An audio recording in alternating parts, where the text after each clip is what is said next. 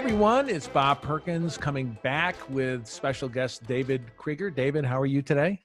I'm doing well. Thanks, Bob. How you doing? I'm doing good. David is the founder and president of SalesRoads, an outsourcing company. He was here on a previous video. Maybe you saw that and you're coming back for this one, talking about working remotely. The previous video was geared towards leaders. This is going to be geared towards reps. David's his company has been around for coming up on 13 years, and you were founded as a remote work from home company. And now look what's happening. There's a lot of people out there coming out of the woodwork. Oh, let me tell you how to work remotely, and here's all these best practices. It seems like everybody's experts, but you and your team have been doing it for 13 years, so I know we can learn a lot. So what are you going to talk to the viewers about on this episode? Yeah, so I mean, I think it is for individuals who haven't been working from home and haven't been working remotely. It is a new reality, Yes. and obviously during a stressful time, trying to balance a new work environment with a new economic environment and whatnot. So it is an interesting time, but I think people and reps who approach this in the right way will find that remote work is an amazing blessing. And there's so many things that are going to allow them to do more with each of their days. But there are things that they need to do in order to make that a reality. And one of the things first and foremost, and actually I wanted to talk to my team before this just to make sure, that I was getting feedback from the folks who are doing this every day. And one thing that came up time and time again is creating boundaries.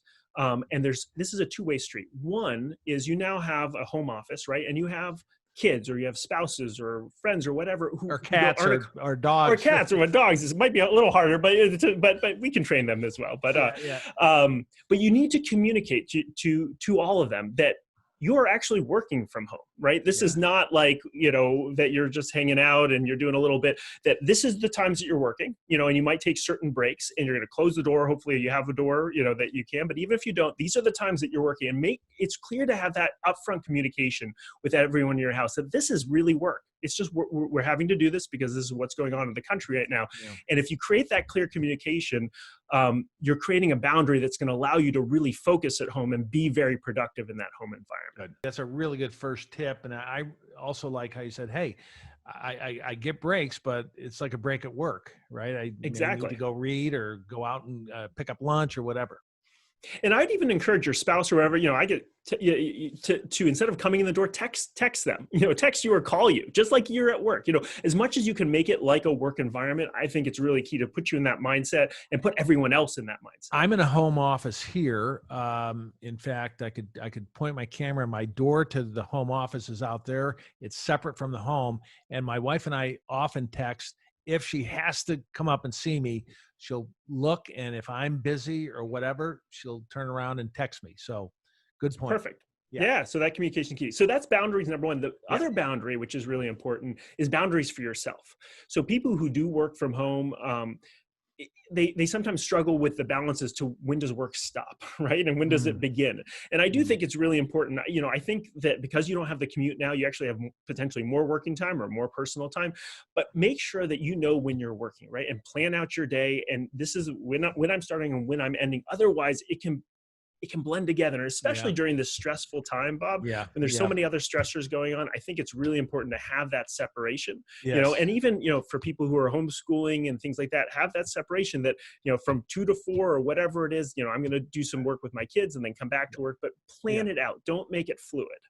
Yeah, good. It's so easy for, back when I lived in Minnesota, a lot of times I'd get up and before I even showered, I'd be in my pajamas, right? And I'd start working. And we had a guest on the Monday Morning Sales Minute just yesterday. And he said, pretend like you're actually getting up, do your exercise, shower, get into your work clothes, and as if you were going out the door to your job. 100%. Yeah. 100%. I think, and it's that mindset. And to this point, and again, the next thing I'm going to say is, I think a good best practice, even in an office, but I think it's even more important in a remote work as you're trying to create those boundaries, is if you have some form of planner. There's some great ones out there specifically for sales. I have a best self one, where I basically write down every single day, even though I have my virtual Google Calendar, what my day is like, Yeah. what my 3 goals are, what's my number 1 goal. If I only got one thing done today, what was it going to be? Right. And, you know, and make sure you've planned your day around that, because at home things, you know, you can, there's more things where you could potentially slack off and things like that. So if you are disciplined around that, I think you're going to find your productivity is going to go through the roof working at home. That's a really good tip. Do you have a third and final one here? Yeah, I do. Lastly is, you know, I think that some of us, especially in sales, we do need that social interaction, right? And we might miss it when we are working remotely. Sure. And I would say embrace that. And this is really also for managers to allow people to call their friend or the person who is sitting in the cubicle next to them, you know, and just say, how are things going? How are things going with your family? Have a little conversation. Make sure that you do take time for some of those social interactions that you're not getting in a remote environment. And if you don't allow for that, you don't have that outlet that you did have in your office setting. That's a great tip, especially with the advent of simple video like we're doing right here. It's so easy to click and, you know, your colleague at work appears, hey, how was it? You told me you went to this event over the weekend. Tell me about it, right? That little social interaction. Fantastic. Absolutely. So really good tips there. How many remote workers do you have? We have 65 right now. Wow, 65, and they're all from home. And you've been doing it for a long time. Is there anyone that just struggles with it that isn't a good fit for it? You know, I think to some degree, and this is something some folks don't have the benefit of, it's selected for because we are remote. They know they're applying for jobs and they're remote, but we have had a lot of people who worked in centralized environments. So it was first time, and they just loved it when they realized the freedom it gave them. You know, as long as they got to still have some of that social interaction, so, you know, some of the culture of the company. And I think people are going to really find that it's a wonderful way of doing work. That's great. Well, look, David, thanks so much for coming on. It was great seeing you a month or so ago at the executive retreat down in Florida.